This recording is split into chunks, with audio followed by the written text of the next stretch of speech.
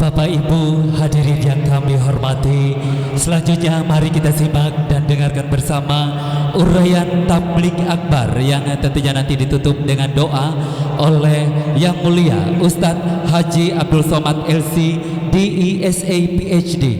Kami persilakan.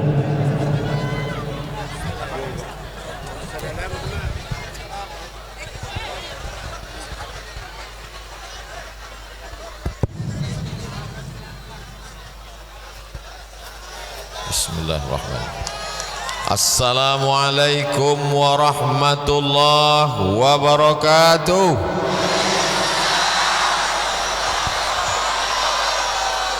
Kaifa halukum?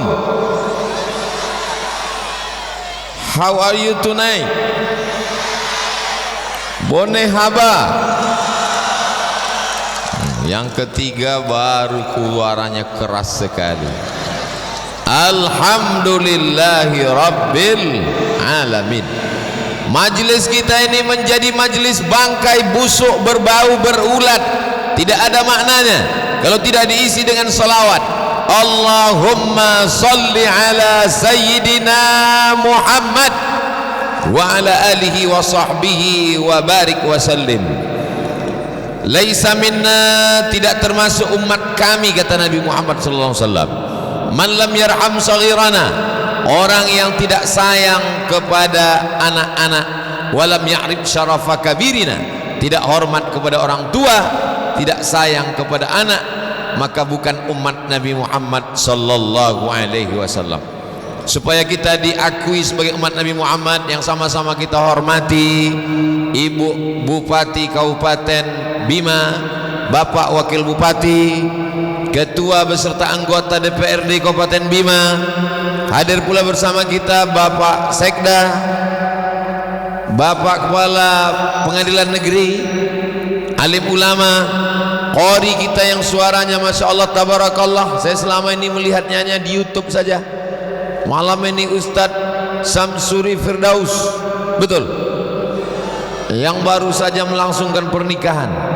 Barakallahu lakum wa baraka alaikum wa jama'a bainakum fi khair. Sahabat saya yang membawa saya berkeliling di Provinsi Nusa Tenggara Barat, Ustadz Zaki Abdillah, tak dapat saya sebutkan satu persatu semuanya. Hadirin hadirat, muslimin muslimat, mukminin mukminat yang belum kawin dan belum sunat, semuanya dimuliakan Allah Subhanahu wa taala. Man kharaja fi talabil ilmi, siapa yang keluar rumah dengan niat menuntut ilmu, fahuwa fi sabilillah, maka dia sama seperti orang yang berjihad fi sabilillah. Semua yang hadir malam ini pulang mendapatkan pahala jihad fi sabilillah. Saya paham, saya mengerti, Bapak Ibu semua sudah sering mendengar tausiah saya, betul? Malam ini masyarakat Bima hadir cuma meyakinkan bahwa Ustadz Abdul Somad itu memang betul-betul ada di alam nyata. Mereka selama ini yang HP-nya sampai hang, sampai paket 2 giganya habis, malam ini mereka ingin melihat bagaimana bentuk Ustadz Abdul Somad. Ternyata setelah dia lihat-lihat, lebih bagus di layar monitor daripada langsung. Malam ini kita sedang menambah umur. Man ahabba ibsatalahu fi rizqihi, siapa yang mau melimpah ruah rezekinya, wa yunsa'alahu fi asarihi, mau dipanjangkan umurnya, falyasil rahimahu, maka hendaklah dia menyambung tali silaturahim. Malam ini kita sedang menyambung tali silaturahim insyaallah, amin ya rabbal. Saya berangkat dari Pekanbaru jam 8 pagi sampai ke Yogyakarta, transit tidak turun, lanjut lagi sampai ke Bali, transit 2 jam, dari Bali delay lagi nambah 1 jam, akhirnya terbang sampailah ke Bima. Di luar jendela alamnya indah, cantik, luar biasa, ada gunung, ada laut, pemandangan sulit untuk diungkapkan dengan kata-kata. Begitu turun ke bawah, saya membayangkan kalau alamnya indah, ini orangnya pasti lembut, baik sekali. Begitu sampai ke bawah, tangan saya ditarik-tarik. Begitulah rupanya orang Bima mencintai Ustadz Abdul Somad. Kawan saya berbisik, ini efek dari susu kuda liar. Ini tandanya orang Bima sehat walafiat, fisiknya kuat. Dan ternyata qori-qori kita, orang-orang yang suaranya merdu itu kebanyakan berasal dari Bima. Allahu Akbar. Dari mana Ustaz tahu? Contoh qori kita asli, orang Bima asli kan? Bukan pemain naturalisasi, asli. Kira-kira apa rahasianya ini? Saya mau mencari-cari rahasia, tapi untuk bertanya saya segan. Tapi begitu tadi makan di rumah kediaman bapak, di rumah kediaman ibu Bupati Bima, baru saya menduga-duga. Saya belum bertanya langsung, tapi agak-agaknya mungkin suara merdu ini berasal dari Srikaya. Allahu Akbar. Kalau suaranya tidak bagus, mungkin otak kuat menghafal. Pembagian Allah ini macam-macam. Ada orang diberikan suaranya bagus, ada mungkin suaranya kurang bagus, otaknya bagus menghafal. Ada mungkin otaknya kurang bagus menghafal, suaranya juga kurang bagus, tapi tulisannya cantik. Betul. Ada mungkin orang tulisannya kurang bagus, hafalnya juga kurang kuat, suaranya juga kurang enak, tapi mungkin orangnya disiplin, tepat waktu, baik, soleh, banyak ibadah. Kita pilih salah satu dari kelebihan yang diberikan Allah Subhanahu wa ta'ala. Otak kurang kuat menghafal, tulisan kurang, suara macam kambing ditarik, orangnya selalu terlambat datang. Maka jangan khawatir, kita dekat dari laut, tinggal terjun aja ke laut. Tidak boleh begitu Pak Ustadz, karena semua manusia ini pasti ada kelebihan yang diberikan Allah Subhanahu wa ta'ala. Yang hadir malam ini dilebihkan Allah iman, Islam dan istiqomahnya insyaallah. Kita kalau mati menghadap Allah, apakah yang akan kita bawa itu? Tidak, yang kita bawa adalah iman. Maka malam ini kita bertemu dalam bingkai hari jadi ulang tahun Kabupaten Bima, sekaligus menyambut 1 Muharram yang malam ini sudah masuk di penghujung. Besok hari Jumat, hari Sabtu hari terakhir, dan hari Ahad kita sudah masuk 1 Muharram. Umat Islam sebelumnya tidak punya kalender, makanya Nabi Muhammad SAW itu diajarkan di sekolah, Nabi Muhammad lahir pada tahun gajah. Ustaz Abdul Somad lahir tahun apa? Pertanyaannya salah. Ustaz Muhammad lahir tahun berapa? Abdul Somad lahir 1977. Sekarang 2022, ya sekitar 25-20 berapa gitu. Beda sama Nabi Muhammad SAW. Zaman itu tidak ada tahunnya, jadi seringkali dikaitkan dengan zaman, dengan masa. Orang yang belum punya kalender biasanya dikaitkan dengan musim. Kalau kebetulan musim banjir bandang, berarti lahirnya pada tahun banjir. Orang yang lahir tahun lalu itu kalau susah ngingatnya, pasti nanti setelah 20 tahun, kau lahir kapan? Itu tahun Covid. Kau tahun kapan? Tahun masker. Kau tahun kapan? Tahun online. Setiap orang yang belum punya kalender, setahunnya diikatkan, dilekatkan supaya punya pengetahuan dengan apa yang terjadi pada zaman itu. Betul? Jadi zaman Nabi Muhammad SAW, bangsa Arab primitif, tidak bisa menulis, tidak bisa membaca, dan belum punya kalender. Hari berganti, musim berubah, Nabi meninggal dunia, digantikan oleh Abu Bakar Siddiq. Abu Bakar jadi khalifah 2 tahun, tidak ada kalender. Meninggal Abu Bakar Siddiq, digantikan oleh Amirul Mukminin Umar bin Khattab. Pada masa Umar bin Khattab ada seorang gubernur bernama Abu Musa al-Ash'ari. Siapa namanya? Enaknya kalau kita dengar ceramah rame-rame, nggak bisa jawab, tinggal gerakkan aja mulut. Namanya Abu Musa al-Ash'ari.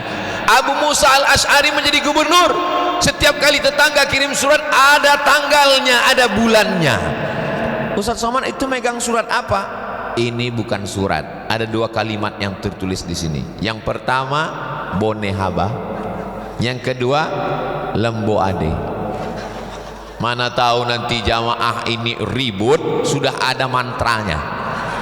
Tapi ternyata jamaah mendengarkan tausiah tenang, luar biasa. Ini nampaknya pawang-pawang sedang bekerja. Pada saat dikirimkan surat, tolonglah wahai Umar bin Khattab, buatkan kami kalender. Maka bingung mau membuat kalender ini tahun apa. Akhirnya berkumpullah senior-senior. Senior itu artinya orang yang dituakan, itu senior. Ada juga kawan saya senior, senang istri orang. Nauzubillah. Lalu jangan ya, nanti pengajian jangan yang diingat, jangan yang itu jangan diingat. Lalu kemudian berkumpullah sahabat, ditanya, kita ini umat Islam mau buat kalender, kira-kira tanggal satunya dimulai kapan? Akhirnya pertama memberikan pendapat. Saya berpendapat, pendapat kamu apa? Bagaimana kalau kalender Islam itu dimulai dari kelahiran Nabi Muhammad sallallahu alaihi wasallam? Tahun satunya adalah tahun lahir Nabi. Seandainya kalender kita dimulai dari lahirnya Nabi, maka kalender kita namanya bukan hijrah, tapi namanya miladiyah. Karena lahir artinya bahasa Arabnya milad. Selamat hari milad Kabupaten Bima. Milad itu artinya lahir. Jangan nanti anak kita pulang ke rumah nanya, tadi siapa yang ceramah? Ustaz Somad. Dalam rangka apa? Dalam rangka milad. Milad itu artinya apa? Jangan banyak-banyak tanya, banyak tanya masuk neraka. Milad artinya lahir. Selamat hari milad. Lalu kemudian tidak setuju. Saya tidak setuju kalau kalender Islam dimulai hari milad Nabi. Kenapa? Karena saat Nabi lahir, yang mabuk tetap mabuk, yang berzina tetap berzina, mohon maaf, yang khamar tetap minum khamar. Kelahiran Nabi Muhammad sallallahu alaihi wasallam tidak semuanya memuliakan, tidak semuanya menghormati. Mereka tetap melakukan perbuatan maksiat. Akhirnya musyawarah diteruskan. Ada pendapat yang kedua. Saya punya pendapat. Apa pendapat kamu? Bagaimana kalau kalendernya dimulai dari sejak Nabi dapat wahyu? Ketika turun ayat Iqra bismi rabbikal ladzi khalaq, khalaqal insana min 'alaq, Iqra wa rabbukal akram alladzi 'allama bil qalam, 'allamal insana ma lam. Enak ceramah di tempat orang yang banyak hafal Quran, nyambung. Tidak setuju. Kenapa? Karena ketika Al-Quran turun, mereka tetap mabuk, mereka tetap berzina, mereka tetap menyembah berhala. Pendapat yang kedua ditolak. Ada pendapat lagi? Ada. Apa pendapat kamu? Bagaimana kalau saat Nabi meninggal itu dijadikan kalender tahun pertama? Nauzubillah. Untung pendapat yang ketiga ini tidak diterima. Andai kalender umat Islam dimulai dari sejak meninggalnya Nabi, berarti setiap menyambut tahun baru Islam kita nangis semua. Namanya tahun kematian. Kenapa? Karena setiap menyambut tahun baru Islam berarti mengenang kematian Nabi Muhammad sallallahu alaihi wasallam. Kelahiran tidak diterima, turun wahyu tidak diterima, meninggal tidak juga diterima. Akhirnya datanglah Sayyidina Ali bin Abi Thalib, orang yang gagah perkasa Umar bin Khattab, orang yang hartanya banyak Utsman bin Affan, orang yang otaknya cerdas Ali bin Abi Thalib, orang tua yang bijaksana Abu Bakar Siddiq. Jadi kita tinggal memasukkan diri masuk mau golongan mana. Ini kalau ada yang tua bijaksana itu masuknya golongan Abu Bakar. Kalau ada anak muda gagah perkasa masuknya golongan Umar. Anak muda otaknya cerdas masuknya golongan Ali. Orang kaya raya masuknya golongan Utsman. Kaya tapi pelit golongan Karun. Sudah tua tapi mabuk golongan neraka jahanam. Lalu kemudian kata Ali bin Abi Thalib yang disetujui oleh Umar bin Khattab, al-hijratu tufarriqu bainal haqqi wal batil. Yang memisahkan antara yang hak dengan yang batil adalah hijrah. Ada orang yang pura-pura masuk Islam ternyata munafik, saat hijrah lah kelihatan. Itulah mengapa kalender kita disetujui oleh para sahabat Nabi, dimulai dari hijrahnya Nabi Muhammad dari kota Makkah menuju kota Al-Madinah Al-Munawwarah, maka dikenallah sekarang dengan nama kalender hijrah. Kira-kira jelas? Nanti kalau ada anaknya yang nanya, mama, ayah, kita ini punya kalender Islam nih, kalendernya apa? Kalendernya namanya hijrah. Kenapa kalender kita hijrah? Sudah diceritakan Ustaz Abdul Somad di halaman kantor Bupati, Ibu kan Bupati Bima kemarin. Apa ceritanya? Aku nggak ingat. Jangankan Bapak Ibu yang mendengar, saya yang ceramah pun kalau disuruh ulang lupa apa yang mau saya ceramahkan. Tapi alhamdulillah, zaman dulu kalau kita ngaji sama tuan guru catat, kalau ngaji sama kiai tulis.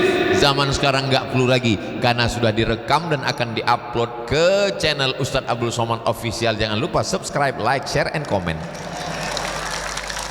Nah, begitulah indahnya. Tapi jangan lupa nanti ditonton ulang, dicatat, diingat-ingat, karena ini akan masuk dalam soal-soal ujian CPNS. Ini akan masuk dalam UAS. Apa itu? Ujian akhir semester. Saya dulu ikut tes CPNS. S1 belajar di Al-Azhar dengan Ustaz Zaki Abdillah. S2 belajar di Maroko, belajar susah, sulit, payah, nulis. Begitu pulang pertanyaannya nggak ada terkait sama sekali dengan hadis, nggak ada terkait sekali dengan ayat Quran, nggak ada hubungan sama Islam sama sekali. Tono, Tini, dan Toni jaga warnet. Tini menjaga di waktu pagi karena sore dia kuliah. Tono menjaga di waktu malam karena pagi dia ada urusan. Tini dan Toni tidak bisa bekerja sama karena pernah pacaran. Jam-jam berapa saja mereka bisa kerja sama. Saya pun membaca soalnya ini, saya tahu dia mau menghabiskan waktu saya. Ini soal bagus, soal psikologi, tapi cobalah buat soal-soal pertanyaan yang mengaitkan dengan agama. Ketika kita mati meninggalkan dunia, ada nilai dakwahnya dan tetap akan menjadi amal jariah. Salah satu contohnya adalah pertanyaan tentang hijrahnya Nabi Muhammad SAW. Setuju? Enggak setuju juga enggak apa-apa, yang penting sudah saya sampaikan. Ya Allah tabarakallah. Lalu kemudian kalender kita bernama dengan kalender hijrah. Mengapa dengan hijrah? Karena perjalanan hijrah Nabi Muhammad SAW itu masya Allah tabarakallah. Ada seorang anak muda namanya Suhaib. Siapa namanya? Suhaib. Di ujung namanya ada tulisan Ar-Rumi. Ar-Rumi berarti dia orang Rum. Rum itu sekarang Romawi. Al-Makki, orang Makkah. Al-Madani, orang Madinah. Al-Bimawi, orang Bima. Lalu kemudian Suhaib Ar-Rumi ini dulunya dia sebatang kara, anak lajang yang merantau dari Rum ke kota Makkah Al-Mukarramah. Bisnis, dagang, kaya, raya, nikah. Begitu dia mau ikut hijrah dengan Nabi, dia jumpai mertuanya. Mertua, ya, aku mau hijrah. Mau kemana? Ikut dengan Muhammad SAW. Dulu kamu datang ke kota Makkah ini sendiri sebatang kara, tidak punya harta, tidak punya anak istri. Sekarang kau sudah kaya, punya anak istri, mau pindah, silakan tinggalkan Makkah, tapi tinggalkan anakku dan istrimu dan anakmu, cucuku. Aku tidak mau kau bawa anakku dan cucuku. Akhirnya dia pergi meninggalkan demi mengikut Nabi Muhammad sallallahu alaihi wasallam. Untung kita tidak hidup di zaman itu. Betul? Banyak orang sekarang mengatakan dunia ini udah kacau Pak Ustaz, dunia ini udah rusak Pak Ustaz.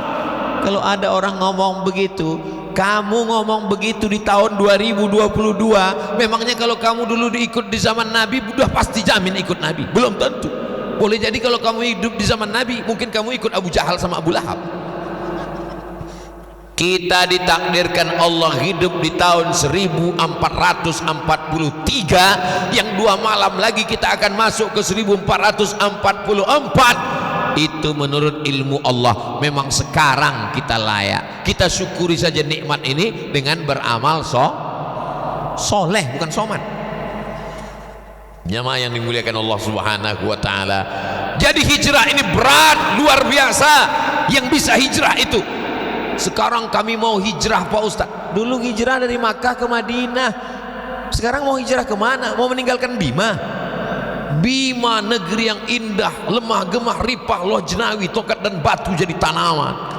Memandang ke kanan bukitnya indah, memandang ke kiri lautan Masya Allah tabarakallah, memandang ke depan jamaah melimpah ruah, aman. Tapi ini nanti ketika direkam muncul komen-komen di YouTube, Bima tidak aman. Kenapa? Polisi bawa senjata. Ini Bima aman. Kalau memang aman, kenapa mesti dikawal bapak polisi, Satpol PP? Kenapa banyak sekali? Ini orang sedang jatuh cinta. Al-hubbu yu'mi wa yusib. Apa kata Nabi? Orang jatuh cinta itu buta dan tuli. Dia kalau sudah jatuh cinta buta dan tuli, dikasih tahu jangan tarik tangan Ustaz Somad, dia kurus nanti copot, dia nggak peduli. Itu maka disiapkan Satpol PP dan kepolisian. Terima kasih kita kepada TNI Polri, sukses-sukses semuanya insyaallah, amin. Saudara yang dimuliakan Allah Subhanahu wa taala, kenapa momen hijrah? Al hijratu tufarriqu bainal haqqi wal batil. Hijrahlah yang memisahkan antara yang hak dengan yang batil, yang pura-pura masuk Islam, yang munafik, yang angkuh, yang sombong, yang tidak siap berjihad. Ketika hijrah itulah kelihatan mana yang Islam asli, mana yang Islam KW 1, KW 2, KW 112. Sekarang kita tidak lagi dituntut untuk pindah. Jangan pindah dari Bima, hiduplah di Bima. Kalaupun mau pergi karena sekolah, kalaupun mau pergi menuntut ilmu, kalaupun mau pergi karena buka usaha, tapi tetap akan membangun Bima menjadi tetap negeri baldatun thayyibatun wa rabbun ghafur. Bima ini sebelum Indonesia merdeka, apakah orangnya tinggal di hutan, di gunung, di laut, di gua? Tidak, dia adalah kerajaan, betul? Dia punya sultan, betul? Tapi dia cinta dengan negara kesatuan Republik Indonesia. Dia bergabung dengan negara kesatuan Republik Indonesia. Jangan tanyakan kecintaan orang Bima terhadap negara kesatuan Republik Indonesia, betul? Ustadz tahu dari mana? Makanya sebelum ceramah nanya-nanya dulu. Tadi jalan-jalan dulu ke rumah Ibu Bupati, ngeliat gambar. Ini gambar siapa? Ini gambar Sultan Bima Ustadz. Izin Bu, boleh diambil fotonya? Boleh, ada fotonya di handphone.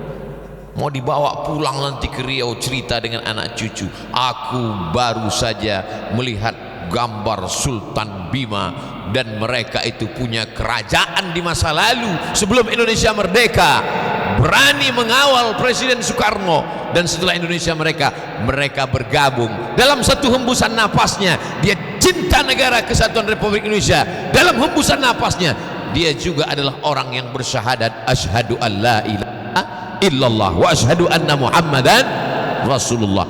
Jadi kalau ada orang yang memisahkan antara cinta negara dengan agama, kalau cinta agama tinggalkan negara, kalau cinta negara tinggalkan agama, ini namanya orang jahil bin goblok.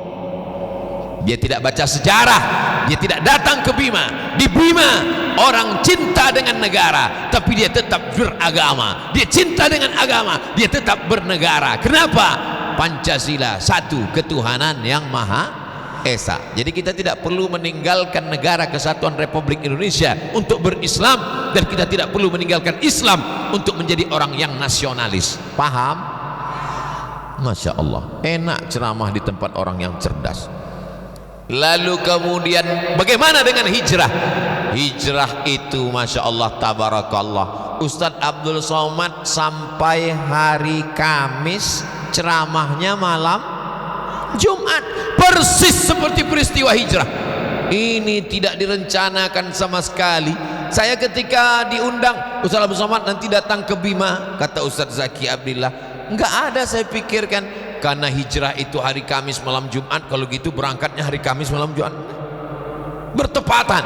Sudah tertulis di Lauhil Mahfuz bahwa kita bertemu di Bima hari Kamis malam Jumat. Kata orang jangan keluar malam Jumat, banyak hantu.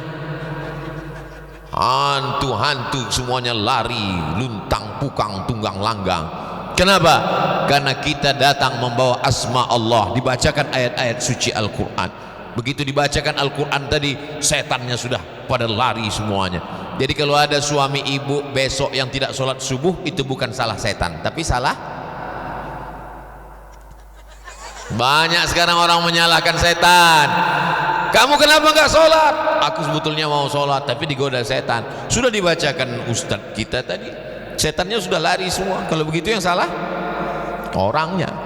Orangnya sudah kesetanan, setannya pula sudah keorangan. Jamaah yang dimuliakan Allah Subhanahu wa taala, pada hari Kamis berkumpullah kepala suku di sebuah tempat balai pertemuan, namanya Darun Nadwah. Apa namanya? Darun Nadwah. Dar rumah, Nadwah tempat perkumpulan. Rumah tempat perkumpulan itu dibangun oleh seorang laki-laki namanya Qusay Abdullah. Nabi Muhammad nama ayahnya Abdullah. Muhammad bin Abdullah bin Abdul Muttalib bin Hashim bin Abdi Manaf bin Qusay. Muhammad bin Abdullah bin Abdul Muttalib bin Hashim bin Abdi Manaf bin Qusay. Qusay lah yang membangun tempat itu. Nabi tidak bertemu karena kakeknya yang kelima jauh di atas. Lalu kemudian dalam pertemuan itu pimpinan sidang menanyakan, agenda pertemuan kita pada hari ini, hari Kamis, kita akan membahas bagaimana cara membunuh Muhammad sallallahu alaihi wasallam. Orang yang bakhil, pelit adalah orang yang ketika disebut nama Nabi dia tak mau berselawat. Maka kita berselawat, sallallahu ala Muhammad sallallahu alaihi wasallam, sallallahu ala Muhammad sallallahu alaihi wasallam. Ya Nabi salam alaika, ya Rasul salam alaika, ya Habibi salam alaika, salawatullah alaika. Lalu kemudian pada saat pertemuan itu ditanyakan oleh kepala sidangnya, siapa di antara kalian yang punya ide yang bagus, yang cerdas, yang efektif untuk membunuh Muhammad sallallahu alaihi? Yang satu angkat tangan, saya punya ide. Apa ide kamu? Bagaimana kalau dia kita buang di tempat yang jauh supaya kita aman di sini, mau mabuk, mau menyembah berhala, mau berzina sesuka hati kita, supaya tidak ada yang mengganggu kita. Kita buang dia ke tempat yang jauh. Kata ketua sidangnya, saya tidak setuju. Kenapa? Karena kalau dia kita buang di tempat yang jauh, nanti di sana dia punya pengikut, dia orangnya punya aura karismatik, dia orangnya karismatik kepemimpinan, nanti di sana dia punya rakyat, nanti di sana dia punya pengikut. Tiba-tiba pengikutnya datang ke Makkah, mati kita semua dia bunuh. Usul yang pertama ditolak. Ada yang punya ide lain? Angkat tangan lagi. Jadi ternyata orang kafir musyrik jahiliyah yang katanya jahiliyah bodoh itu bermusyawarah. Jadi kalau ada orang sekarang memutuskan perkara tidak musyawarah, berarti lebih jahiliyah dari jahiliyah. Ada ide yang kedua. Ada. Apa usul kamu? Bagaimana kalau dia kita masukkan ke dalam kotak, kita buat kotaknya dari kayu, kita paku, kita ikat, kita letakkan dia di samping Ka'bah. Jangan kasih makan, jangan kasih minum, biarkan dia kering, panas. Bapak Ibu tahu bagaimana panasnya kota Makkah Al-Mukarramah. Bima ini termasuk panas atau dingin? Tapi perasaan saya dingin. Ada yang bilang panas dingin Pak Ustadz, itu berarti demam. Bapak Ibu, mudah-mudahan kita panjang umur, sehat, bisa ke Makkah Al-Mukarramah. Itu diletakkan sendal swallow, sendal jepit di atas gurun pasir Makkah, langsung gulung jadi martabak, saking panasnya. Jadi mereka katakan, bagaimana kalau dia kita ikat, masukkan ke keranjang, paku jangan kasih makan, jangan kasih minum, kering sampai mati. Kata ketua sidang, saya juga nggak setuju. Kenapa? Karena dia punya pengikut di samping-samping kota Makkah ini, banyak follower, viewer dan subscribernya. Kalau sampai kita siksa dia di samping Ka'bah, nanti mereka akan bergejolak, akan terjadi revolusi, hancur kota Makkah. Lalu kemudian ada yang punya usul lagi, ada yang ketiga punya usul. Apa pendapat kamu? Mudah saja, nggak usah kita antar dia di tempat yang jauh, buang-buang energi. Nggak usah kita ikat dia di dekat, capek-capek aja buat keranjang, buat kerangkeng. Lalu bagaimana? Malam-malam jam 1 malam kita utus anak muda yang paling kuat tenaganya, membawa pedang paling panjang, paling tajam, sekali cincang kepalanya putus, mati, selesai. Bagus juga ide ini. Bapak Ibu setuju? Saya mancing aja sudah. Masya Allah, tabarakallah. Tapi kata ketua sidang dia tidak setuju. Kenapa? Ini berbahaya. Kamu lupa Muhammad sallallahu alaihi wasallam itu orang mana? Dia bukan manusia sembarangan. Dia adalah anak Abdullah, Abdullah anak Abdul Muttalib, Abdul Muttalib anak Hashim, Hashim anak Abdi Manaf, Abdi Manaf anak Qusay, keturunan dari Adnan, keturunan dari Ismail, keturunan dari Ibrahim alaihi salam. Dia adalah anak keturunan dari para nabi dan dia adalah suku termulia orang Quraisy. Kalau sampai dia mati terbunuh, Makkah akan hancur. Kenapa? Karena semua akan menuntut balas. Akhirnya sidang pun deadlock. Akan dilanjutkan setelah yang satu ini. Nah, kalau kita di TV ada iklannya, di Bima hebatnya nggak ada iklan. Lalu kemudian setelah itu apa yang terjadi? Muncul satu orang pakai jubah, pakai sorban, jenggot dan kumisnya putih. Orang menganggap dia adalah tokoh masyarakat, padahal dia adalah setan. Isinya setan yang menyamar jadi manusia. Kata dia punya ide. Apa itu usulnya? Bagaimana kalau yang mencincang jangan satu orang? Karena kalau yang mencincang membunuh itu satu orang, maka satu orang saja nanti yang akan dituntut. Tapi setiap suku kirimkan anak muda, satu suku anak muda, satu suku anak muda, satu suku anak muda, satu suku anak muda, sehingga semuanya terlibat. Kalau semua terlibat, maka tidak akan ada yang menuntut karena semuanya sudah bersekongkol. Inilah namanya kejahatan berjamaah. Lebih afdal 27 kali lipat. Bagus ide ini. Siapa yang punya ide ini? Ide ini diberikan oleh seorang iblis. Bukan seorang iblis. Kalau iblis itu kan berekor, seekor iblis. Ide ini diberikan oleh iblis yang disetujui oleh ketua sidang. Nama ketua sidangnya adalah Umar bin Hisham. Kalau saya sebut Umar bin Hisham, banyak orang nggak tahu Umar bin Hisham itu siapa Pak Ustadz. Namanya Umar bin Hisham, tapi nama kerennya Abu Jahal. Oh, kalau itu kami kenal Pak Ustadz. Ada seorang laki-laki namanya Abdul Uzza.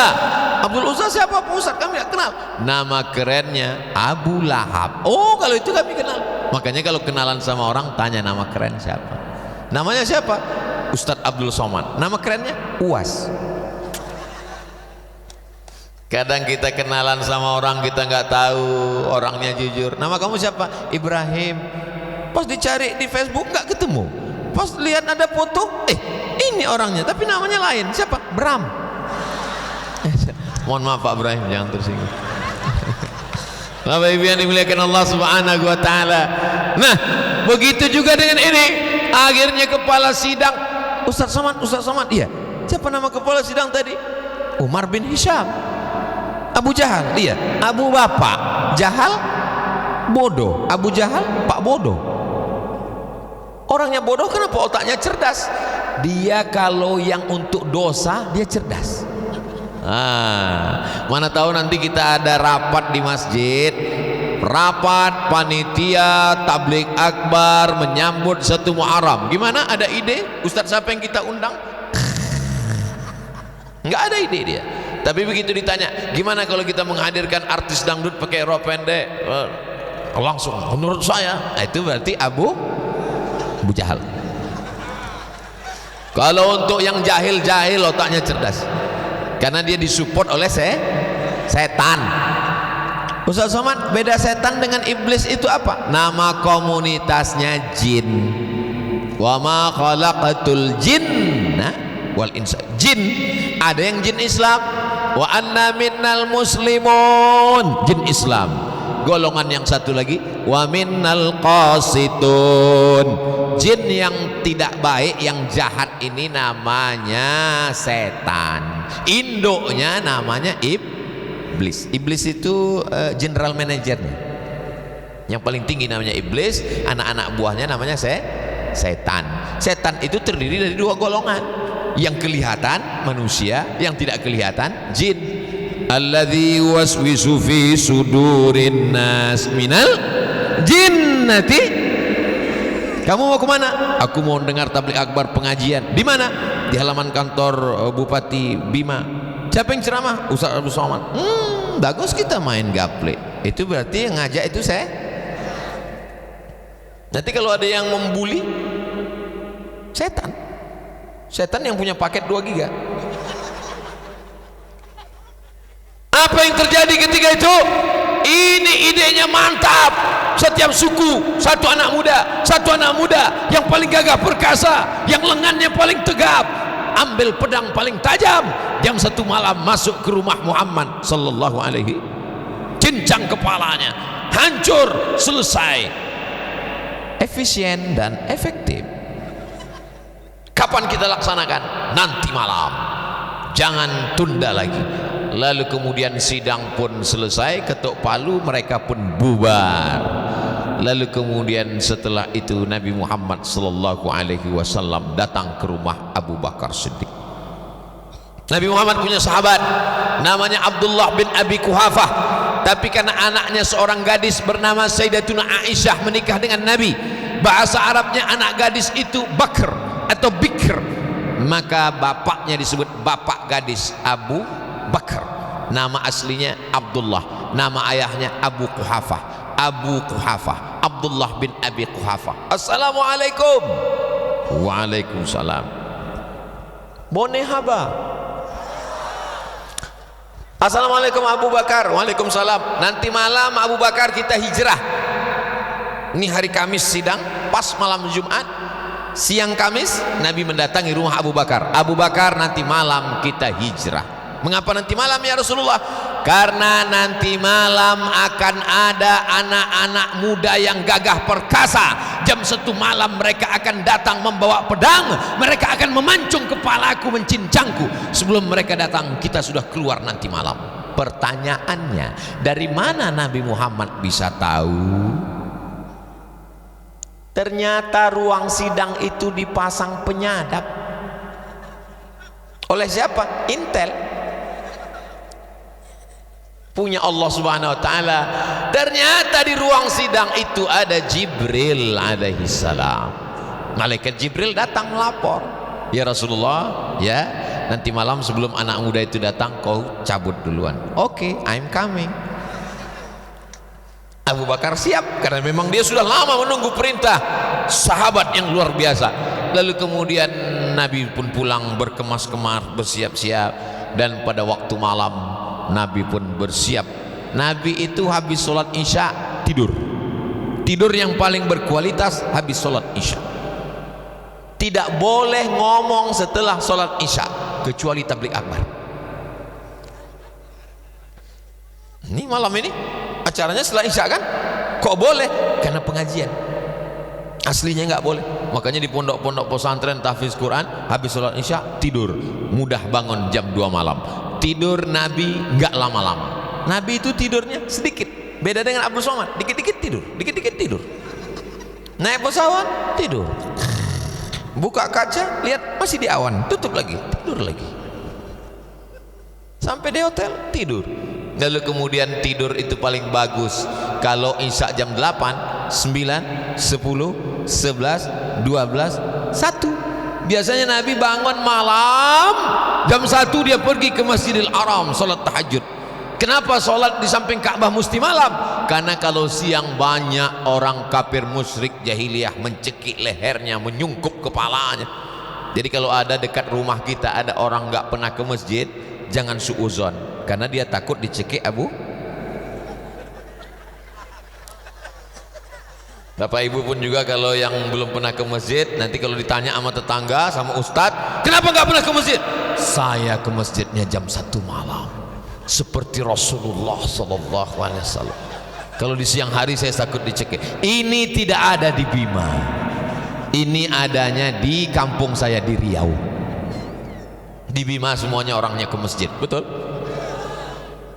Assalatu wassalamu alaik.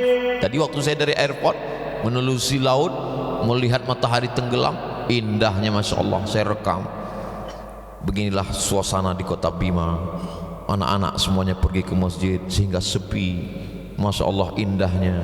Masya Allah tabarak. Memang betul, ini bukan basa-basi. Semua orang pergi ke masjid. Alaika ya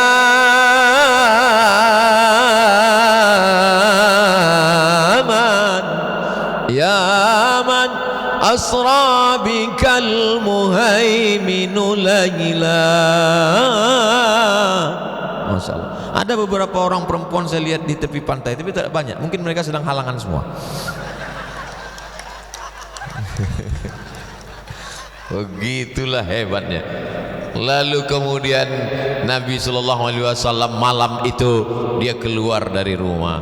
Begitu Nabi keluar dari rumah, bangun dia jam 1 malam, dia keluar dari rumah, anak-anak muda sudah siap mau masuk ke dalam, mau mencincang kepalanya. Nabi membuka, itulah ayat yang selalu kita baca setiap malam. Waj'alna min baini aydihim saddan wa min khalfihim saddan fa'aghshaynahum fahum la yubsirun. Surat yang selalu ibu baca kan? Waj'alna min baini aydihim sadda, kami jadikan bagian depannya ada tembok. Wa min khalfihim sadda, kami jadikan belakangnya ada tembok. Fa'aghshaynahum, kami tutupi mereka mata mereka. Fahum la yubsirun, mereka tak bisa melihat. Ini ayat dalam surat Yasin bercerita tentang Nabi hijrah keluar rumah tidak dilihat oleh anak muda. Jangan dipakai saat razia lalu lintas. Ini gara-gara dengar ceramah Ustaz, besok begitu nampak razia langsung waja'alna min baini aydihim saddan wa min khalfihim saddan fahum la yubsirun fa'aghshaynahum fahum la yubsirun. Oh gitu, lewat depan Polantas prit gitu. Loh, kok Bapak ngelihat? Kata Pak polisi, aku dengar ceramah juga. Kok pikir kau aja yang baca Yasin?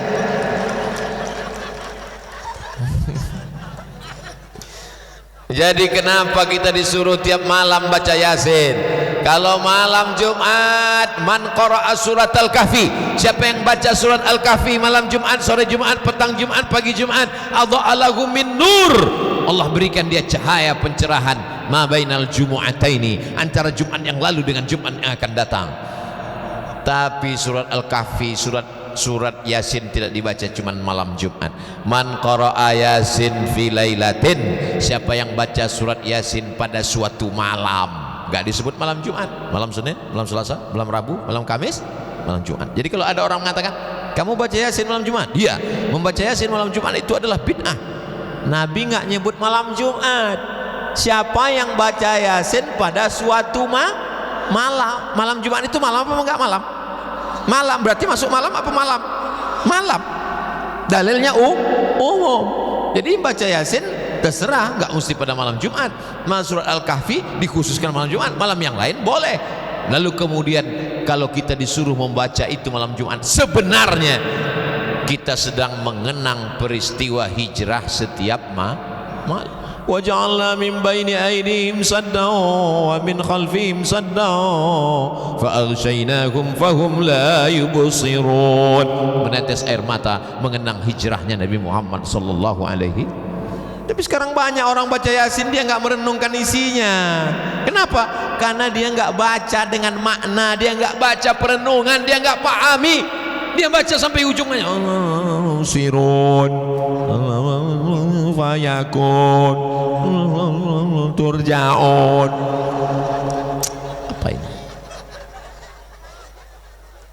Ustadz Somad jangan ejek orang baca Yasin. Hari gini menelusi laut, melihat matahari tenggelam, indahnya Masya Allah. Saya rekam. Beginilah suasana di kota Bima. Anak-anak semuanya pergi ke masjid sehingga sepi. Masya Allah indahnya. Betul, ini bukan basa-basi. Semua orang pergi ke masjid. Alaika ya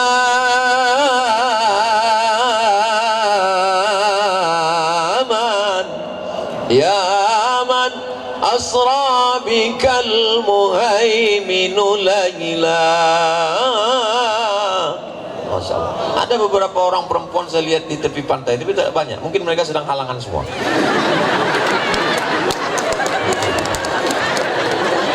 Itulah hebatnya. Lalu kemudian Nabi SAW malam itu dia keluar dari rumah. Begitu Nabi keluar dari rumah, bangun dia jam 1 malam, dia keluar dari rumah, anak-anak muda sudah siap mau masuk ke dalam, mau mencincang kepalanya. Nabi membuka, itulah ayat yang selalu kita baca setiap malam. Waj'alna min baini aydihim saddan wa min khalfihim saddan fa'aghshaynahum fahum la yubsirun. Surat yang selalu ibu baca kan? Waj'alna min baini aydihim sadda, kami jadikan bagian depannya ada tembok. Wa min khalfihim sadda, kami jadikan belakangnya ada tembok. Fa'aghshaynahum, kami tutupi mereka, mata mereka. Fahum la yubsirun, mereka tak bisa melihat. Ini ayat dalam surat Yasin bercerita tentang Nabi hijrah keluar rumah, tidak dilihat oleh anak muda. Jangan dipakai saat razia lalu lintas. Ini gara-gara dengar ceramah Ustaz, besok begitu nampak razia langsung waja'alna min baini aydihim saddan wa min khalfihim saddan fahum la yubsirun fa'aghshaynahum fahum la yubsirun. Oh gitu, lewat depan Polantas prit. Loh, kok Bapak ngeliat? Kata Pak polisi, aku dengar ceramah juga. Kok pikir kau aja baca Yasin?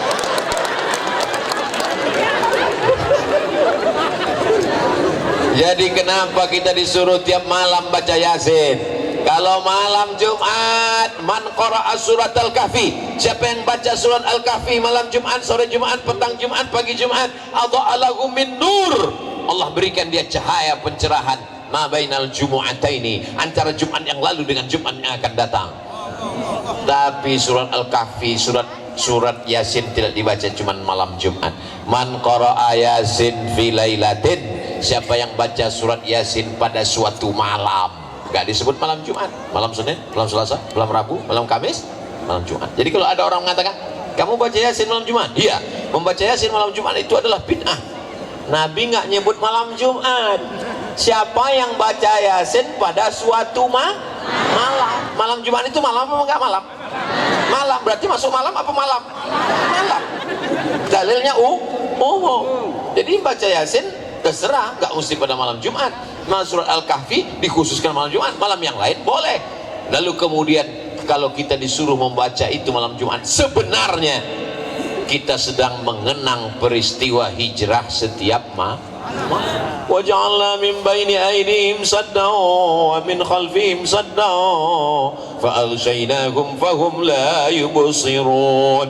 Menetes air mata mengenang hijrahnya Nabi Muhammad sallallahu alaihi. Tapi sekarang banyak orang baca Yasin dia nggak merenungkan isinya. Kenapa?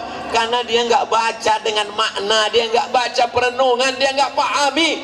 Dia baca sampai ujungnya sirun wayakun turjaun.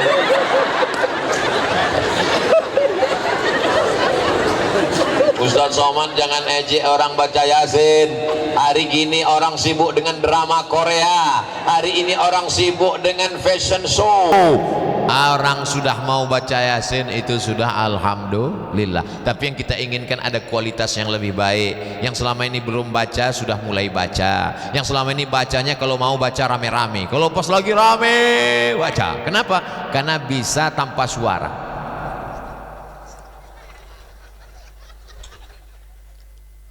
Yang sudah mau baca alhamdulillah, alhamdulillah wa syukrulillah. Itu jurusnya kalau nggak hafal syairnya. Lalu kemudian Nabi Muhammad SAW keluar. Setelah Nabi berlalu, barulah mereka tersadar, mereka terbangun, mereka terpukau, mereka masuk ke dalam rumah. Lalu kemudian mereka melihat ada sesosok di atas tempat tidur. Mereka mencabut pedang. Inilah dia. Kata satu orang di antara mereka, kita buka dulu, kita lihat dulu apa isinya. Jangan-jangan bantal guling. Begitu dibuka, ternyata di dalamnya ada siapa? Ali bin Abi Thalib. Ali bin Abi Thalib. Iya. Muhammad mana? Mana aku tahu, kata dia. Aku tidak tahu. Kenapa kau di sini? Dia minta aku tidur di sini. Yang menemani di atas Abu Bakar, yang menggantikan di tempat tidur Ali. Pertanyaannya, mana yang lebih berat tugasnya? Naik ke atas tengah malam atau tidur? Kalau gitu pilih mau tidur, mau? Resiko yang paling berat adalah tidur. Bayangkan kalau mereka 12 orang nggak membuka selimut, apa nggak jadi keripik pisang? Itu menunjukkan kalau resikonya berat, mati, pilih saudara. Tapi kalau untuk yang ringan, pilih teman. Begitu ajaran Nabi Muhammad SAW. Bukan seperti orang sekarang, kalau yang giringan enak-enak, saudara. Giringan babak belur, teman. Itu bukan teman namanya, itu namanya teman makan jeruk. Lalu kemudian mereka pun mencari. Dia sudah pergi, dia sudah hilang. Nabi Muhammad SAW tidak langsung pergi, karena kalau dia langsung pergi pasti mereka akan kejar. Dia transit dulu selama 3 hari 3 malam. Hari Kamis malam Jumat dia menginap 3 malam. Malam Jumat, malam Sabtu, malam Ahad. Ahad malam Senin barulah mereka bertolak. Di mana dia pergi? Namanya Jabal Sur.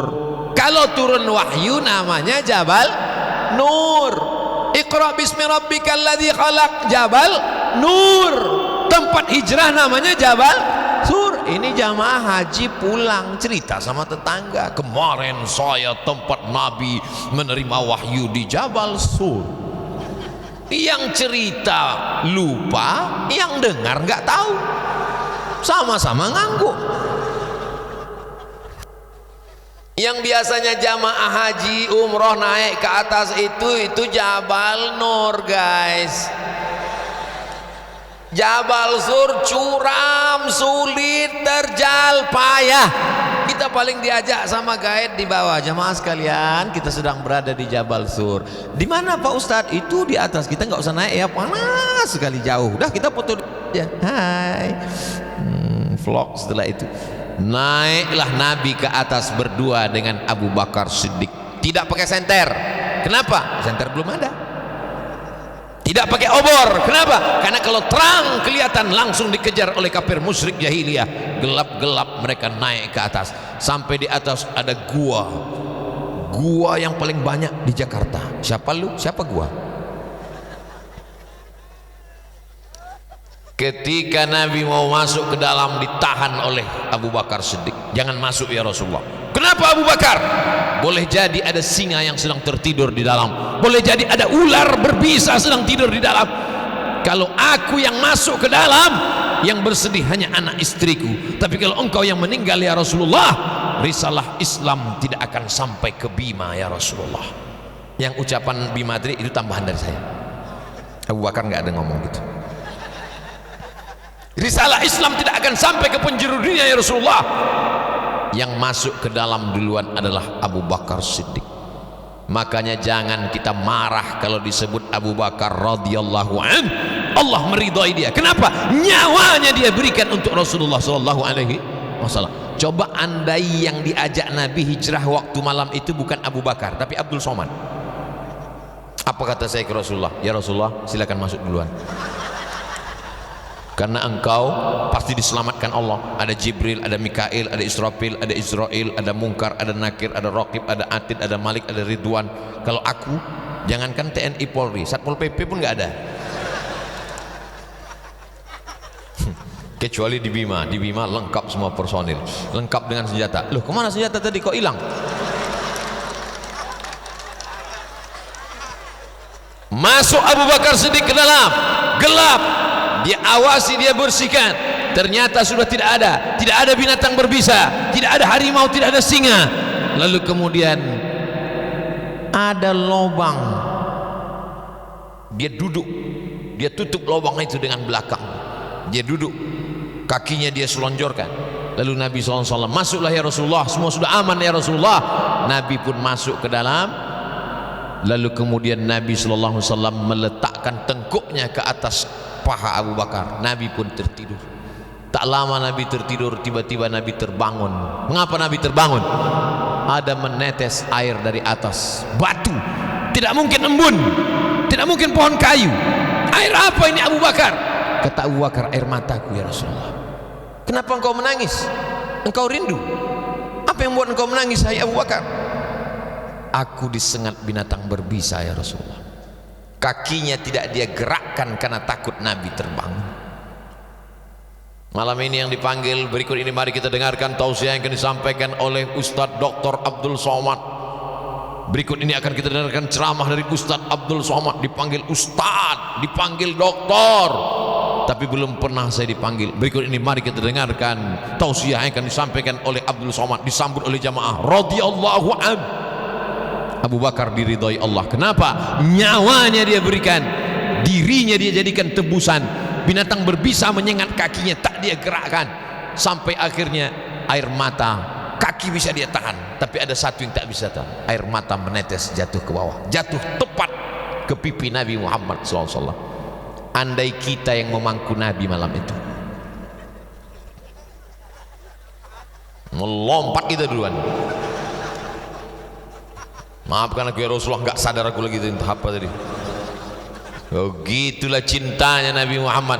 La tasubbu ashabi, jangan kalian caci maki sahabatku.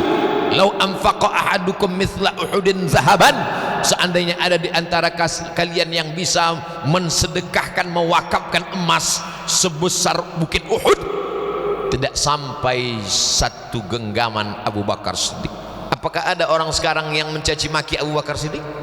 Ada kelompok Syiah, mereka tiap hari mengatakan Abu Bakar laknatullah alaih, Umar laknatullah alaih. Nabi sudah memprediksikan bahwa di akhir zaman, di awal zaman, di tengah zaman ada orang mencaci maki Abu Bakar Siddiq. Abu Bakar Siddiq digelar dengan Abu Bakrin Siddiq di bulan Ramadan. Al-Khalifatul Awal Abu Bakrin Siddiq. Jawabannya radhiyallahu anhu. Belum pernah ketika protokol memanggil. Berikut ini mari kita dengarkan tausiah yang akan disampaikan oleh Ustaz Abdul Somad radhiyallahu anhu. Kenapa tidak ada jamaah menyebut dia diridhoi Allah? Kita hanya baru berharap mudah-mudahan kita diridhoi Allah Subhanahu wa taala. Amin. Tadi saya mulai ceramah jam 9, sekarang sudah pas jam 10. Belum lagi hijrah 8 hari 8 malam, azan subuh baru selesai ini. Ternyata kalau kita ceramah di tempat orang yang hatinya tenang, itu nggak terasa lama. Saya biasanya tabligh akbar di depan orang banyak itu emosi saya tak stabil, tapi di Bima ini tenang semua. Ini menunjukkan jamaahnya udah makan malam semua. Jamaah yang dimuliakan Allah Subhanahu wa taala. Lalu kemudian selama di sana yang ngantar makanan itu siapa? Malam Jumat, malam Sabtu, malam Ahad, malam Senin. Yang mengantarkan makanan seorang perempuan namanya Asma, pakai alif. Siapa namanya? Mesti panjang, Asma. Kalau nggak pakai alif, Asma itu sesak napas. Asma membawakan makanan, diikatkannya di kainnya. perempuan sanggup naik ke atas. Tidak semua jamaah haji, jamaah umroh sanggup naik ke atas Jabal Sur. Ini perempuan. Kira-kira di dunia ini yang lebih hebat laki-laki apa perempuan? Lihat, perempuan mengaku semua kami lebih hebat. Islam tidak mendiskreditkan laki-laki dan perempuan. Al-mu'minuna wal mu'minat, laki-laki dan perempuan, ba'duhum awliya'u ba'd, mereka saling tolong menolong. Siapa yang mengatakan perempuan itu didiskriminasi dalam Islam, perempuan itu dilecehkan dalam Islam? Asma tetap diberikan peran naik ke atas. Selama di atas itu beritanya harus diupdate, karena sekarang hiruk pikuk orang Makkah sedang mencari Abu Bakar kemana, Muhammad kemana, kenapa hilang, dia kemana. Maka informasi itu dibawa oleh Abdullah. Ada seorang laki-laki namanya Abdullah. Kalau siang dia di Makkah, malam dia naik ke atas membawa berita. Inilah pentingnya update status. Status Ustadz Somad besok di Ustadz Abdul Somad official Instagram yang followernya hampir 7 juta itu. Tausiah Ustadz Abdul Somad di lapangan kantor Bupati Kabupaten Bima. Ustadz Abdul Somad ini seorang ustadz yang luar biasa. Salah, yang betul adalah biasa di luar. Di tempat lain Abdul Somad susah mau ceramah di tanah lapang, dia mesti dikurung dalam masjid, kecuali di Bima.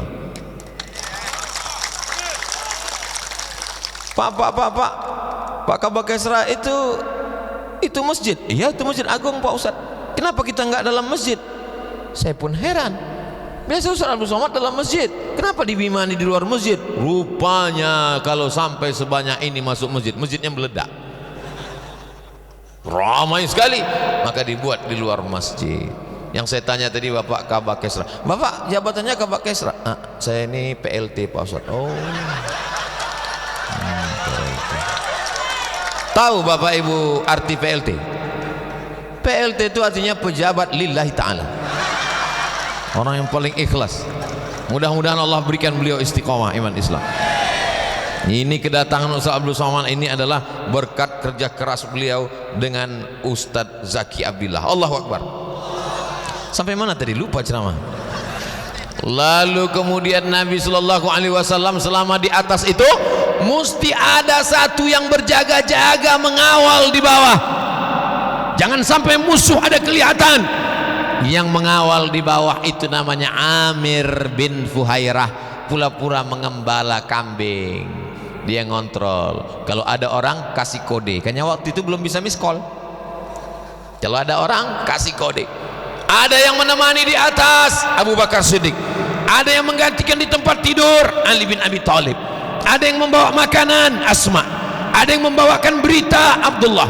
Ada yang mengawal di bawah namanya Amir bin Fuhairah. Ini kalau menurut bahasa kampung saya, the right man on the right place. Orang yang tepat di tempat yang tepat, ditempatkan dia di sini.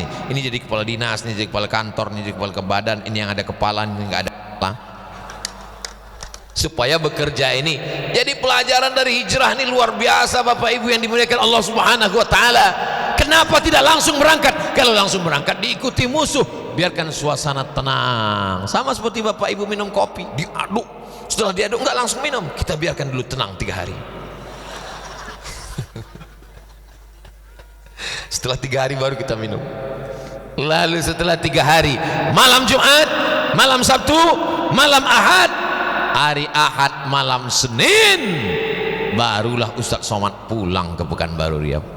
Nah, jadi saya sampai hari Ahad nanti berkeliling. Jangan pulang, oh bahaya, nanti disangka buka cabang. Lalu kemudian sampai mana tadi?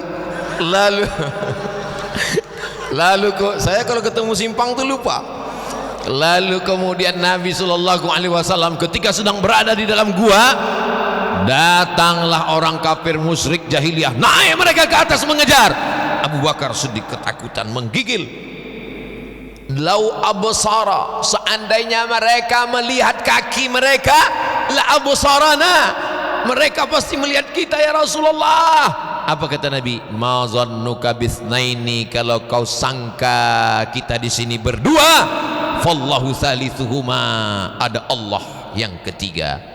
Kalau kau sangka di sini kita cuma berdua, ada Allah, maka kita akan kuat kalau kita bersama dengan Allah. Bapak kalau ngasih tahu istri begitu, mama jangan takut, masih ada papa yang bisa minjam pinjaman online. Jangan begitu, Allah masih bersama kita. Jangan menakut-nakuti. Beda Nabi Muhammad dengan Nabi Musa alaihissalam. Nabi Muhammad ketika sahabatnya ketakutan, apa kata dia? La tahzan, jangan sedih, innallaha ma'ana, Allah bersama kita.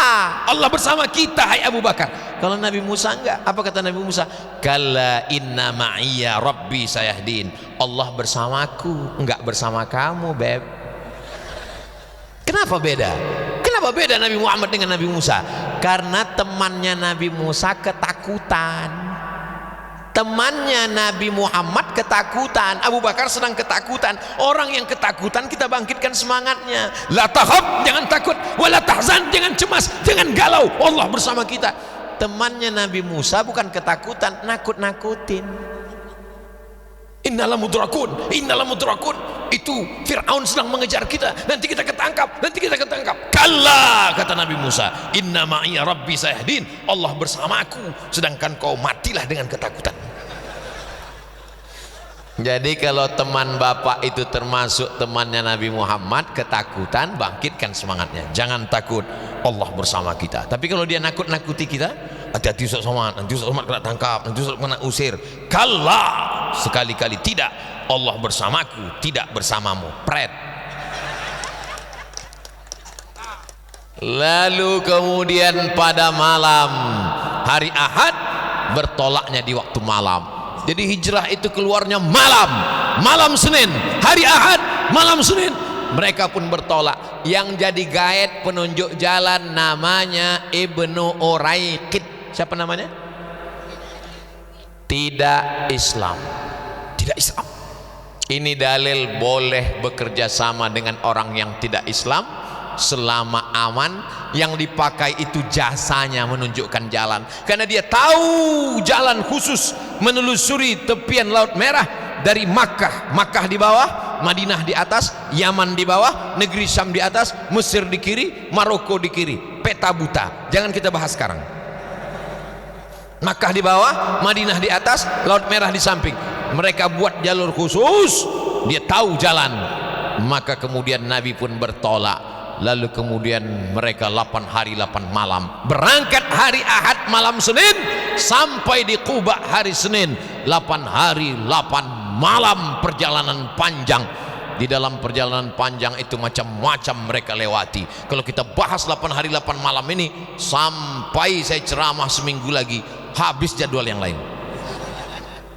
Lalu dalam perjalanan itu apa saja yang mereka lihat, Pak Ustadz Abdul Somad? Begitu mereka siang harinya dalam keadaan naik onta, panas terik, tiba-tiba di kejauhan nampak seperti debu yang naik ke atas.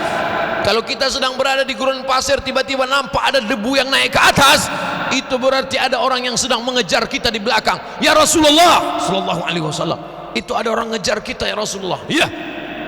Nabi tetap naik onta pelan. Yang mengejar itu nampaknya naik kuda kejang. Lalu kemudian apa yang terjadi? Begitu sudah datang mendekat, ujung kaki kudanya terperosok ke dalam pasir dan kudanya jatuh, dia pun berguling-guling. Laki-laki yang mengejar itu namanya Suraqah bin Malik. Siapa namanya? Suraqah bin Malik. Suraqah bin Malik, kata Nabi sallallahu alaihi wasallam, ada apa hai Suraqah bin Malik?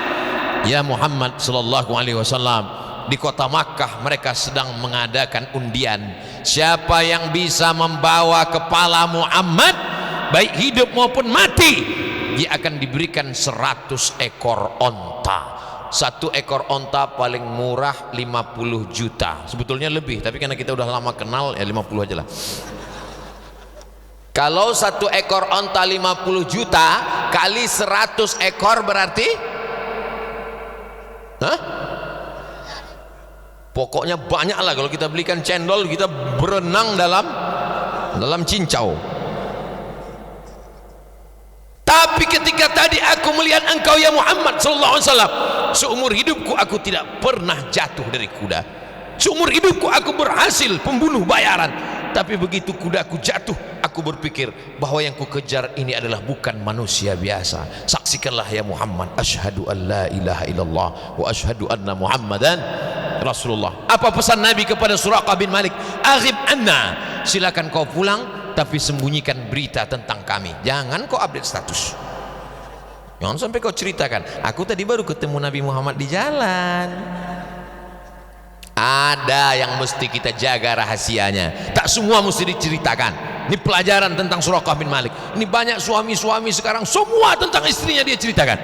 Pagi-pagi istrinya masak nasi goreng pedas, pedas sekali. Dia minum kopi pahit sekali. Pas mau tidur malam rasanya mau mati. Rupanya mati betulan.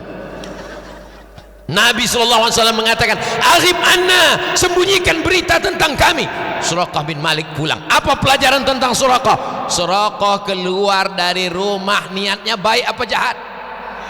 Suraqah keluar dari rumah niatnya ingin membunuh Nabi, tapi dia pulang membawa, yang dia bawa adalah lebih baik daripada 100 ekor onta, karena yang dia bawa adalah la ilaha illallah Muhammadur.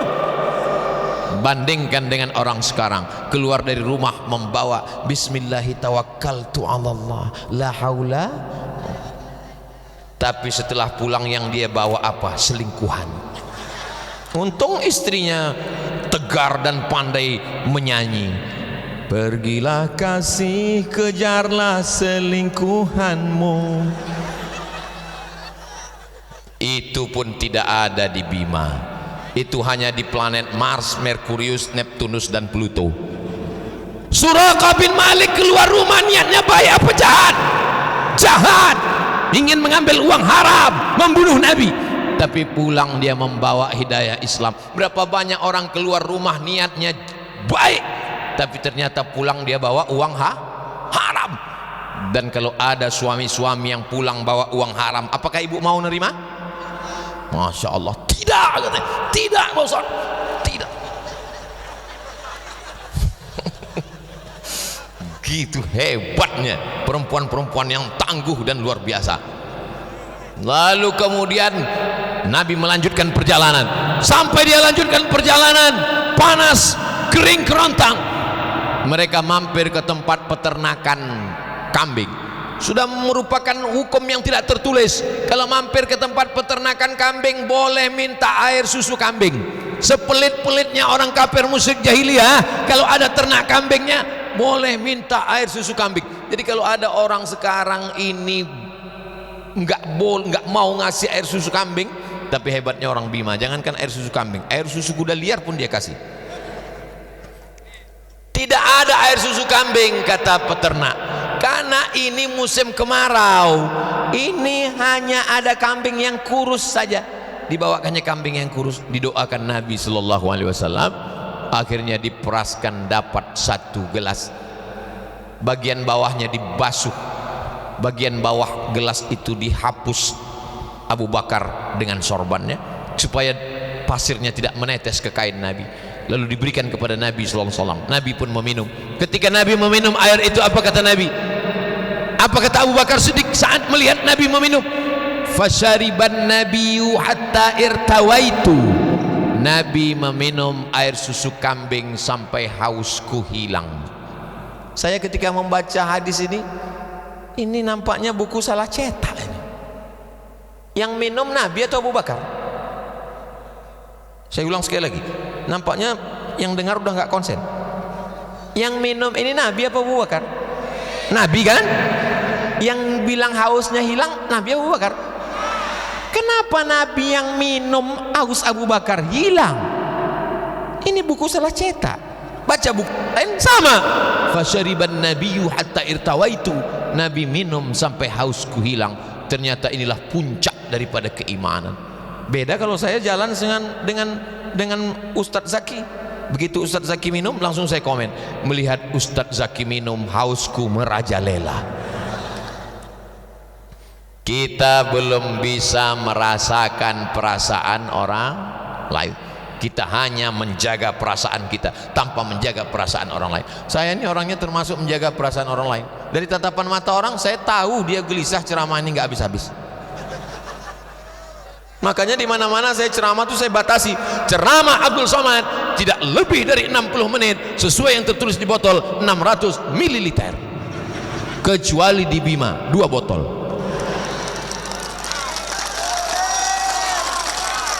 Masya Allah, tabarakallah.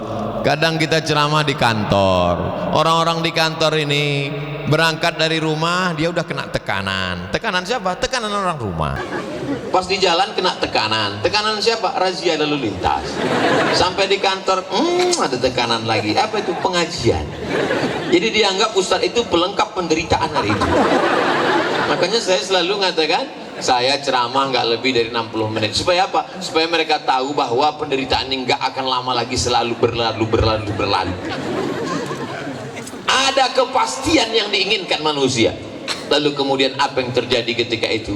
Bahwa Nabi Abu Bakar hubungannya amat sangat spesialis, sampai Abu Bakar itu bisa merasakan perasaan senang melihat Nabi senang. Apakah Bapak Ibu sudah bisa merasakan perasaan saudara?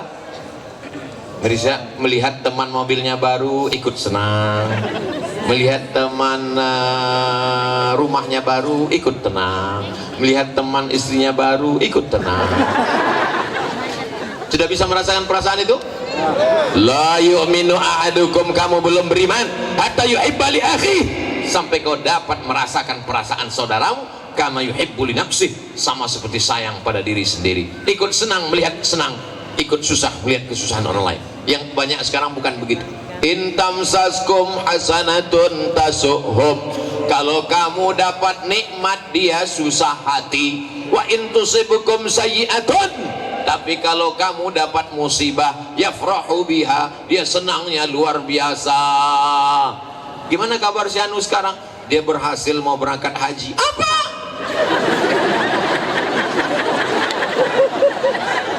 Dia kemarin mau berangkat haji Puroda, tapi setelah sampai di Cengkareng gagal.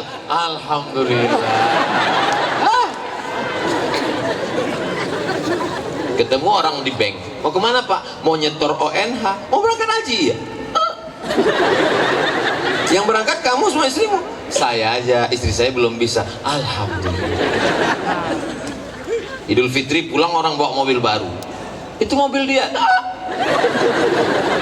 Begitu dikasih tahu, ini mobil baru bayar DP kredit. Oh, alhamdulillah. Makanya kalau kondangan besok hari Sabtu, hari Ahad, jangan bawa semua perhiasan, karena tidak semua orang ikut senang melihat kesenangan kita, Bu. Ini ibu-ibu mau kondangan bawa jam berapa ya? Lihat kan gelap emas besar. Panas di Bima ya, panas. Gak semua orang ikut senang melihat kesenangan kita. Ditambah lagi ancaman ekonomi sulit, orang pencuri, maling, garong. Ingat, kejahatan terjadi bukan hanya karena ada niat dari pelakunya, tapi juga karena ada kesempatan. Waspadalah. Lalu kemudian Nabi Muhammad SAW melanjutkan perjalanannya sampai pada suatu malam di suatu kampung, sholat isya jamaahnya lebih 70 orang. Loh, kapan mereka masuk Islam? Itu pertama kali Nabi lewat. Ternyata perjalanan di ujung tanduk terancam mau dibunuh orang, tapi dakwah tak boleh berhenti. Nabi mengajarkan dakwah, rukun-rukunnya aja yang dibaca. Al-Fatihah, niat, Al-Fatihah, takbir. Langsung saat itu mereka sholat berjamaah, makmumnya 70 orang. Lanjut perjalanan. Akhirnya mereka pun sampai di suatu tempat namanya Quba. Sebelum masuk ke Masjid Nabawi, sampai di Quba hari Senin. 4 malam menginap di Quba.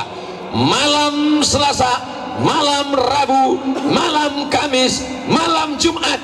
4 malam berdiri satu masjid. Itulah dia Masjid Quba. Mudah-mudahan nanti kita bisa sampai ke Masjid Quba. Siapa yang sholat di Masjid Quba dapat pahala seperti umroh. Apa Pak Ustaz? Siapa yang sholat di Masjid Quba dapat pahala seperti umroh? Loh, saya kemarin waktu umroh mampir di Masjid Quba, enggak sholat, foto aja Pak Ustaz.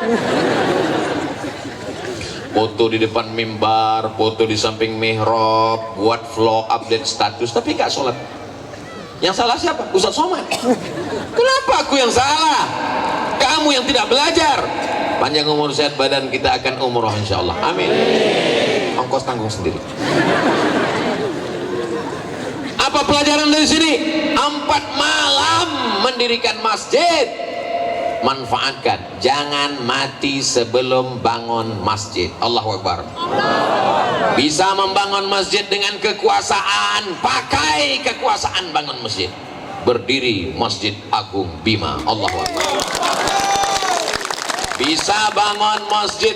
Ustaz Somad, di Bima ini ada masjid terapung. Wow, amazing. Berarti dia di pinggir laut. Iya Pak Ustaz, begitu saya lihat tadi ada tiangnya.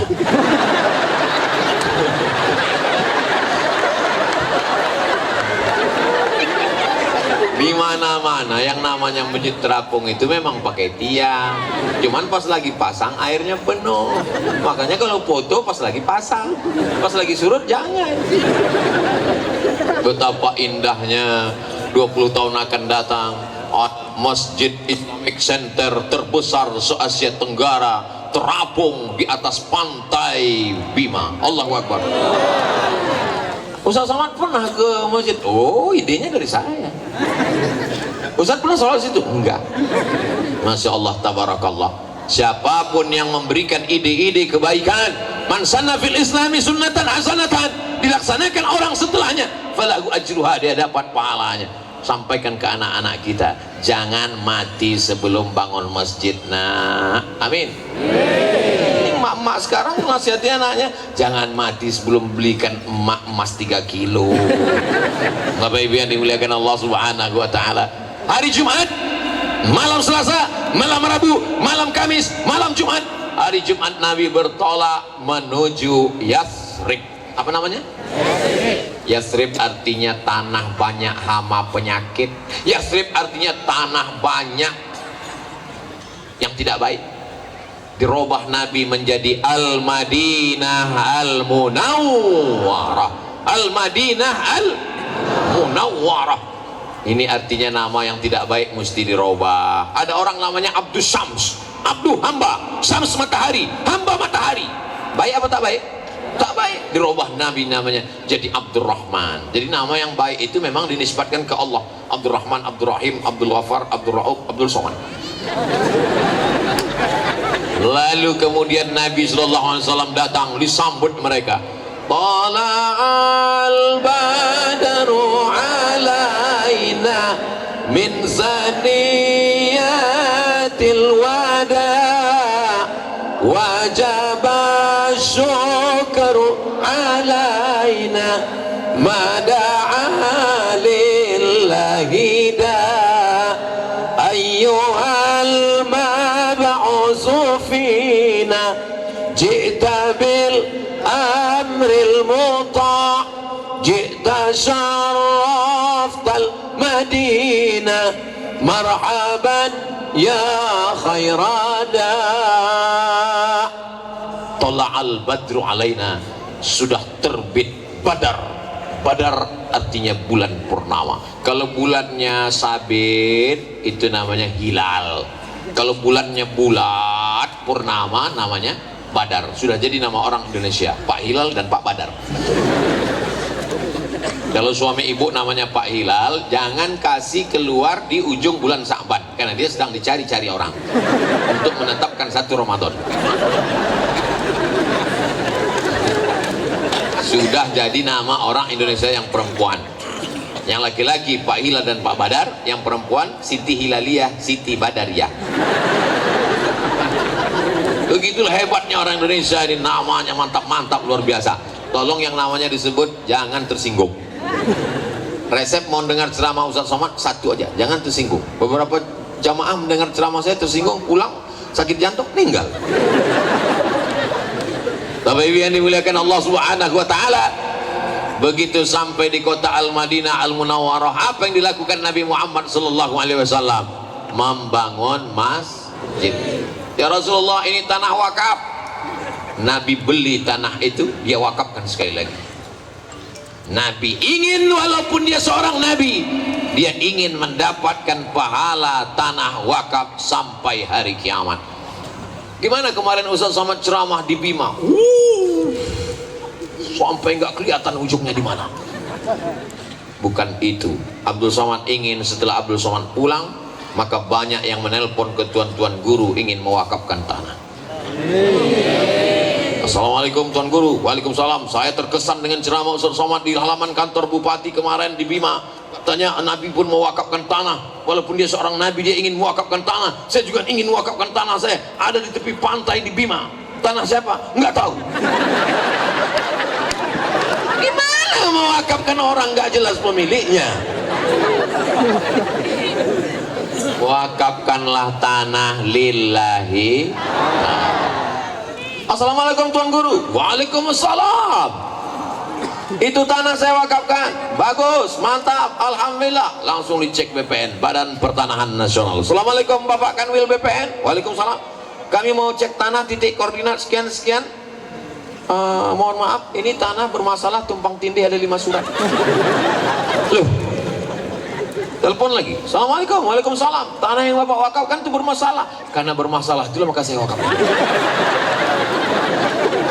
Kalau nggak bermasalah, ini di provinsi lain, tidak ada di Bima. Di Bima ini orangnya ikhlas baik-baik. Tidak pernah ada masalah tanah wakaf karena memang tidak ada yang mau wakafkan tanah. Insya Allah Pak Ustaz mewakafkan tanah yang kau punya sejauh mata memandang. Begitu kau meninggal dunia, yang diperlukan hanya semeter kali 2. Betul? Tanah sejauh mata memandang. Gimana kerja sekarang sukses? Alhamdulillah Pak Ustaz. Tanahnya gimana? Ya cukuplah untuk 7 keturunan. Begitu kau meninggal dunia, yang kau perlukan hanya 3 lapis kain kapan. Kenapa Bapak Ibu ngelihat ada orang meninggal tiba-tiba kainnya bukan kain kapan tapi dibungkus dengan karpet? Walaupun dia orang kaya, tidak ada sekaya-kaya orang bajunya cuma 3 lapis. Ustaz Abdul Somad cuma 3 lapis, 1 singlet di dalam kemeja, habis itu sorban kesayangan dengan tulisan luar biasa, Lembo Ade. Kalau Ibu yang dimuliakan Allah, semuanya akan berakhir, tapi tanah yang kau wakafkan dipakai untuk sholat, dipakai untuk ngaji, itikaf, sampai hari kiamat akan tetap kekal abadi insyaallah. Amin. Lalu kemudian setelah Nabi membangun Masjid Nabawi, dipersaudarakannya antara orang Aus dengan orang Khazraj yang hobinya perang. Nama fulan, hobi memanah, hobi memasak, hobi makan-makan, hobi main bola. Ini enggak, hobi perang. Perang mereka semua. Didamaikan Nabi antara kaum Aus dengan kaum Khazraj. Wadhkuru ni'matallahi 'alaikum idh kuntum a'da'a. Ingatlah ketika kamu dulu bermusuhan, fa'alafa baina qulubikum. Allah satukan antara kalian berdua, fa asbahtum bi ni'matihi ikhwana.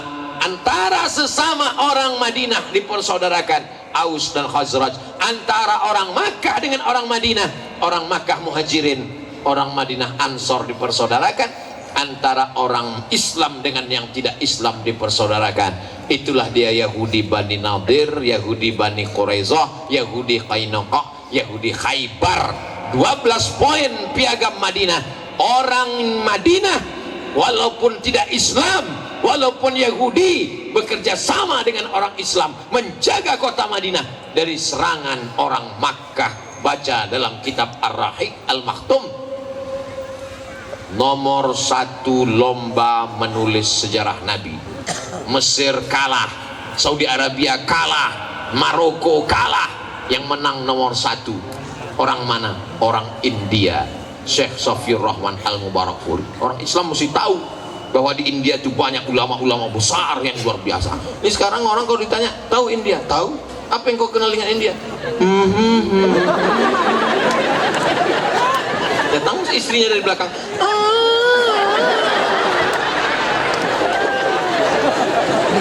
Judul lagunya Kuntilanak. Bapak Ibu yang dimuliakan Allah Subhanahu wa taala. Kenapa Ustaz Abdul Somad tadi ceramah tuh nengok ke sana, nengok, saya nengok. Saya itu kalau ceramah nengok berapa orang yang muat. Kalau saya lihat ada orang muat, saya berhenti. Saya sudah ceramah dari jam 9 sampai jam 10:30, 90 menit, nggak ada yang muat. Jam jamaahnya kuat, saya nggak tahan. Kalian enak duduk, aku berdiri dari tadi. Kata yang belakang, Ustaz kami berdiri juga. Betul, memang kalian berdiri, tapi kalian berdiri cuma diam, aku ngomong. Insya Allah. Abdul Somad, selama orang masih mau berkumpul, selama orang masih mau mendengar ceramah, bicaralah, karena bicaramu itu akan bernilai ibadah. Nanti sampai masanya kau mau ngomong tapi orang sudah tak bisa mendengar. Kapan tuh? Orang mati. Datang kita takziah, oh ceramah apa sama orang mati? Sampai masanya nanti kau mau ngomong tapi kau tak bisa lagi ngomong. Kenapa? Kau sudah sakit, sudah tua. Sekarang saya diundang ke Bima, menggelegar suara saya, Assalamualaikum, masih. Tapi kalau 30 tahun lagi, Assalamualaikum warahmatullahi wabarakatuh. Jamaah di Bima sekalian, judul kajian kita malam ini adalah bagaimana menyambut sakratul maut. Bapak Ibu yang dimuliakan Allah Subhanahu wa taala. Jadi nanti dimanapun, di kantor dinas, di kantor bupati, di kantor lurah, di masjid surau langgar musola, kalau ada menyambut peringatan 1 Muharram, datang atau tidak datang? Datang, duduk, dengar, diam. Ngantuk-ngantuk dikit, diampunkan Allah Ta'ala. Saya belum pernah marah kepada jamaah yang tertidur, belum pernah. Saya pulang 2008 dari Maroko, sekarang 2022, 14 tahun saya ceramah, belum pernah sekalipun marah ke jamaah yang tertidur. Kenapa? Karena kalau ada jamaah yang tertidur, itu berarti hatinya sudah tenang.